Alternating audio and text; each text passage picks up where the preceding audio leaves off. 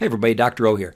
So I've been talking a lot about my fasting regimen and when I don't eat, but I've been getting a ton of questions about what I actually ate to lose 165 pounds. So just to review, I lost 49 pounds in 10 weeks, 101.2 pounds in 6 months, and 165 pounds in a year. And it's pretty awesome that I'm recording this video today because this is actually my 2-year anniversary of the day that I started. And I've now lost 180 pounds and I've added some more muscle and I'm still making amazing progress. And most importantly, I've maintained my weight loss. So what did I actually eat though? So I'll kind of go through the rules that I used and then how I designed meals to kind of fit within those rules. You know, if you don't want to eat the way that I do, just kind of follow the same rules and I think you can have the same progress that I did. So number one, I started at 6'2", 414 pounds, right? So obviously I ate a lot more than you if you weigh 200 pounds, but I was carrying 414 pounds around. So I ate 3 to 4 days per week. So I did a modified type of alternate day fasting where I would fast 3 days one week and 4 days the next. And I explained in other videos why I did it that way. But I was eating 3,000 or more calories per day on my eating days, right? In the beginning, I ate as much as I wanted at each meal. I was really focused on getting used to fasting, and that was the key. So I would generally eat 900 to 1,000 calories per meal, and then if I needed it because I was extra hungry, I would add a fourth meal. So I would eat 3 to 4 meals that look like the ones that I'm going to explain to you here. So I was not on a diet on my eating days. I don't recommend that with alternate day fasting. I recommend eating at maintenance or even slightly above, even once you get used to alternate day fasting. Let the fasting days be when you diet. Let your feasting days be when you refeed and really recover from the last fast and prepare for the next one. Also, as you can see here, I walked every day, 60, 70 minutes or more, and I did lift weights on my eating days. So between my size and the huge increase in physical activity from doing nothing when I weighed 414 pounds, I could eat a lot of calories and still lose a ton of weight. Like I said, I averaged 5 pounds of weight loss for the first 10 weeks. Okay, but of course the amount of food that I ate certainly did decrease as I got used to fasting, and it's gone down now. All right, so what are my eating rules? And you do not have to follow this first rule, but I'll explain why it's important to me. But you do not have to be low carb. I think low carb pairs really well with fasting, and for the reasons I'll give you in a second. But you don't have to follow this rule, but the other 2 rules I think are really important. Number 1, low carb. I ate between 40 and 60 grams of carbs per day. And as you can see here, I eat at least half of them in the meal before I exercise. I had played with lower carb, and that's perfectly fine, you know, getting as close to 0 carbs as possible. And there may have been a time when that was really important to me, but I've learned that I can eat this many carbs per day and still keep my blood glucose and my ketone levels right where I want them. So why do I think low carb is a good idea? Again, it's not for everyone. I enjoy it personally. I can stick with it better than being on a low-fat diet. You have to find a diet that you can enjoy to some extent, not just endure. So low carb works better for me, even just from a food choice standpoint. But I also do think that low carb helps many people control their hunger, which makes fasting easier. If you think about it, a low carb diet keeps your blood glucose levels stable and your insulin levels low, which is very similar to what we're trying to do with fasting. So I'm not on a blood sugar roller coaster. Right? I don't go low glucose, low insulin on fasting days and then my blood sugar shoots up as I eat a bunch of carbs.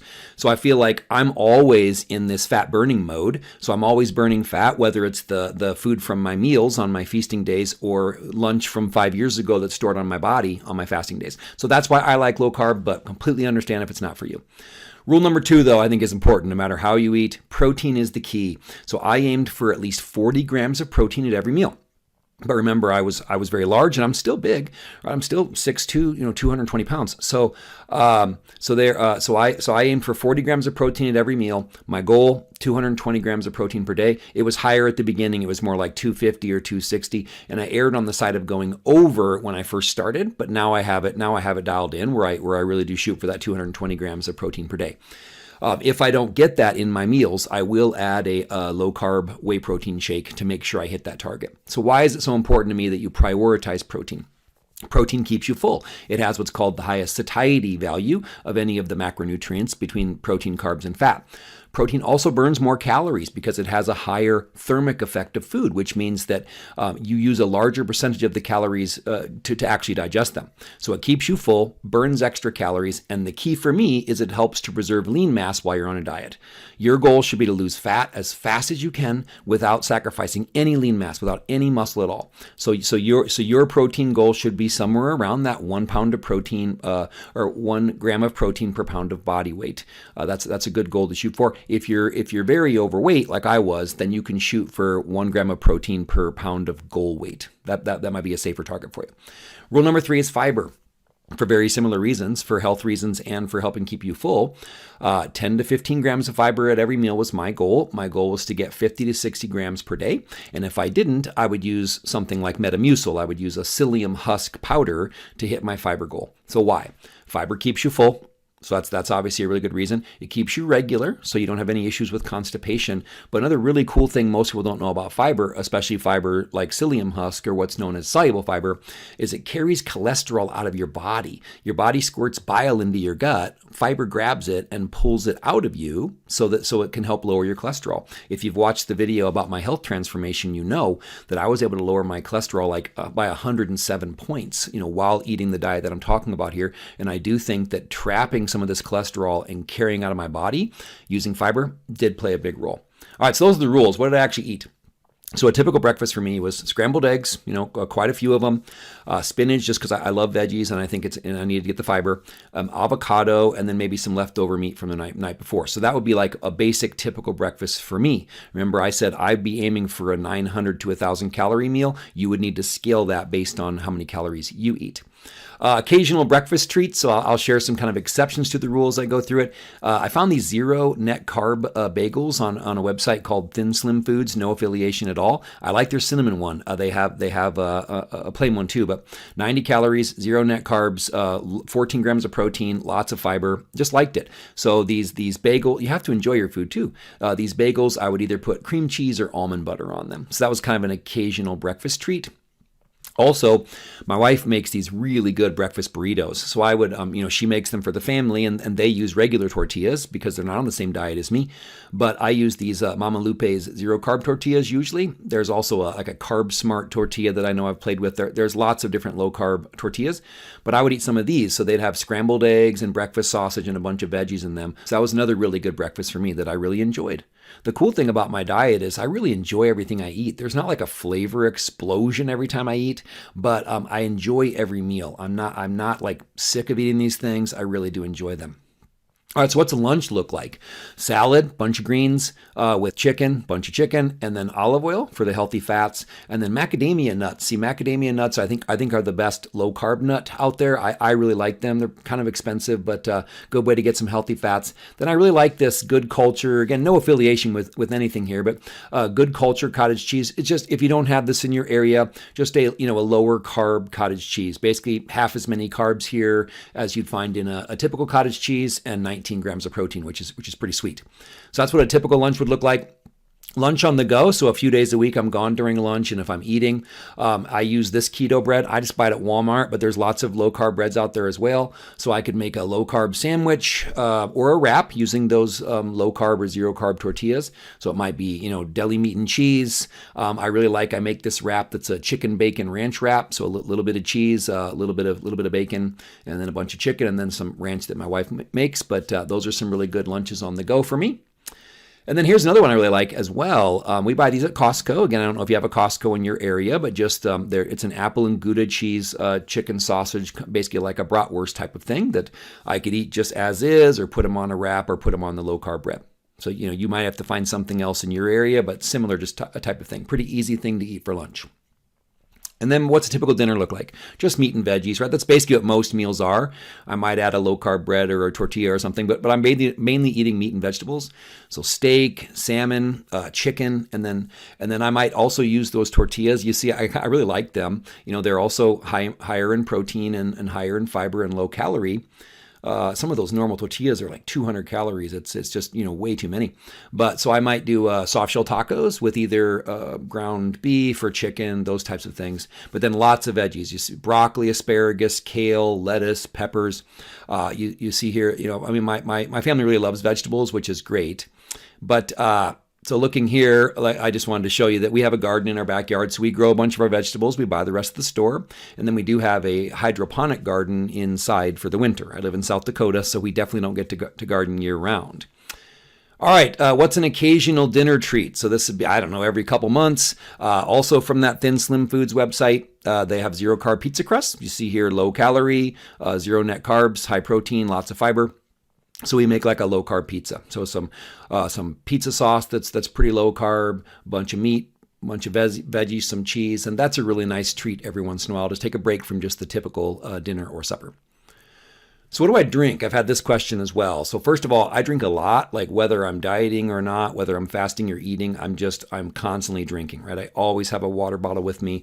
Of course, when I was 414 pounds, I always had a soda with me. So that was one of the big changes I made. But I do aim for around a gallon of water a day. And then I think electrolytes are very important. I've made videos about that. So I actually make my own concoction if I'm at home, where I just mix sodium and potassium powder and magnesium supplements. But the LMNT electrolyte brands are something that I'm really starting to like. That's anytime I'm out of the house, I take those with me in case I need electrolytes. I might use one a day or two, depending on how I feel. I do have coffee, and then I have tea in the evening, no decaffeinated or no caffeine tea, because I think that impacts my sleep a lot. So coffee and tea, those are both good. Even with clean fasting, they actually both can accelerate autophagy, which is one of the health benefits of fasting. So I don't think many people would have a problem with that. But in case of emergency, I think I'm going to lose some of you here, because I think if weight loss is your primary goal, I do not think that clean fasting is always required. So things like chicken broth, sugar-free gum, diet soda, these are things that I think that many people can get away with, and it's totally cool if you don't want to. But in the beginning, right, I was really struggling with fasting, so chicken broth was a huge deal. So yeah, I was having 20 or 30 calories of chicken broth, a couple grams of protein, but it allowed me to keep going with the fasting, and I think that's super important. So I don't think everyone needs to fast clean if weight loss is their priority. You're going to read in some books and you're going to read online that things that make it sound like a diet soda or a piece of gum will ruin your fast, but I don't see it that way when I look at the research or in my personal experience. So I'll dive into the science later. I've looked at 40 studies recently about artificial sweeteners and glucose and insulin, not saying they're healthy at all, but I'm having a really hard time seeing how they're going to cause major changes in insulin levels or glucose. But we'll come back to that. But I have this. This is the Biosense breath ketone meter. It's scientifically validated. Love this. Again, no affiliation. It's called Biosense breath ketone meter. But I've tracked my blood glucose and my breath ketone levels since the beginning, and I don't see any difference, literally zero difference between days that I fast clean or days that I have a diet soda or a piece of gum or those types of things. I honestly just don't think the human body is nearly as easy to fool as some people do. So no difference. I could show, side by side, I can show you the readings, and I couldn't tell you at which day I drank just water, coffee, and tea, and which day I had some of these other things. So do not think you need these things. Do what is right for you. You can absolutely skip these things. You can fast clean. I always say fast as clean as you can, but as dirty as you need to stick with it. Sustaining your fasts is the key. I'd rather you have a piece of gum and stick to your fast than give up, right? So will a piece of gum slow down your progress? I honestly don't know, but I know that quitting will. So keep that in mind. So what does my maintenance diet look like? So I got here, lost 165 pounds. Literally a year ago today was when I weighed in, and I was down 165 pounds. My diet hasn't changed much at all, right? I basically just eat more meals. So the meals look the same, even their size is the same. So I just scale up or down how many meals I eat in a week if I'm trying to gain weight or lose weight. So this is why I love fasting, right? I just don't have to change what I eat. My maintenance diet basically looks like my weight loss diet. I just add in a few more meals throughout the week to maintain my weight. I do have periods where I actually do add calories. So I'm focused on performance. I'm focused on building muscle, right? I've gained at least 15 pounds of muscle, and I've gotten much, much stronger over the last couple of years. So if I do that, if I'm really focused on that, I'll eat 4 meals on those days instead of my typical 3. And then I will, so I'll increase my calories and increase my carbs a little bit, just a little bit. I basically will add a smoothie with almond milk and frozen berries and yogurt and some whey protein. I'll add that smoothie 1 hour before I train. But that's basically it. So my maintenance plan, very, very similar to what I was eating in the beginning. All right, there you have it. I absolutely hope this helps. Please ask questions. Let me know what else you need to hear. All right, I want you to succeed. So I hope this video helped. Have a wonderful day. Be blessed.